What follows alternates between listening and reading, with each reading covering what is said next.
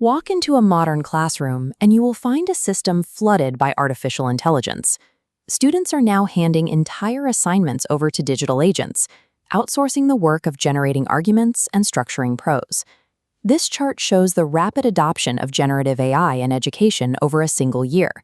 High school usage doubled from 13 to 26%, peaking at the university level, where 86% of students report using AI regularly.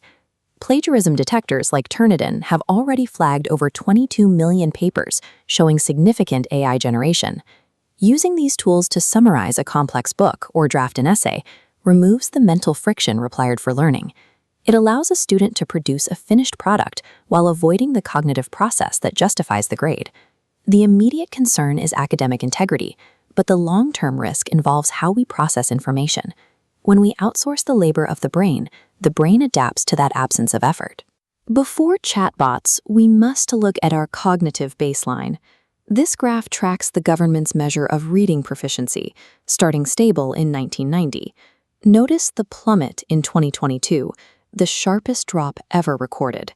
Today, 40% of fourth graders read below basic proficiency. This decline began well before generative AI. It correlates with an attention economy that delivers roughly 192 notifications to the average teenager's phone every single day. This high distraction environment has already pushed students towards surface-level reading. Instead of following a nuanced argument, the habit becomes scanning for isolated keywords to find a quick answer. Frictionless writing tools arrived when student focus was already fractured.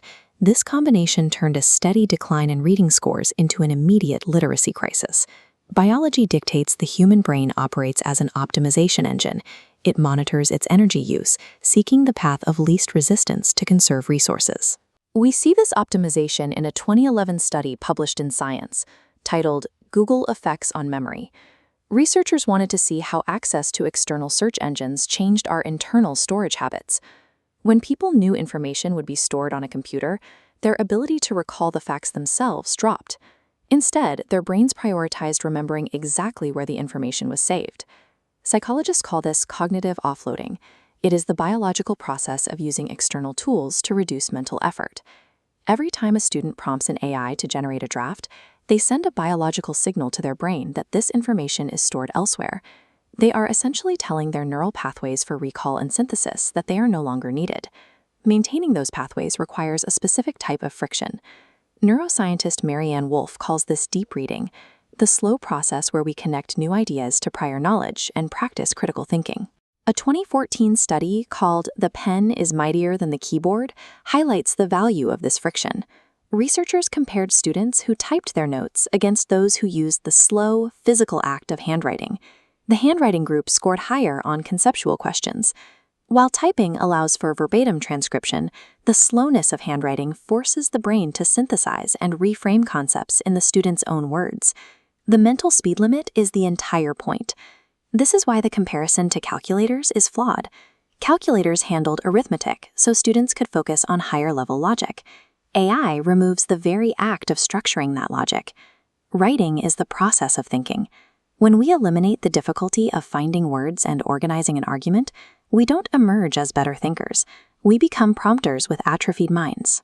The loss of deep reading and writing skills carries consequences that reach far beyond the classroom, impacting our ability to navigate a complex information environment.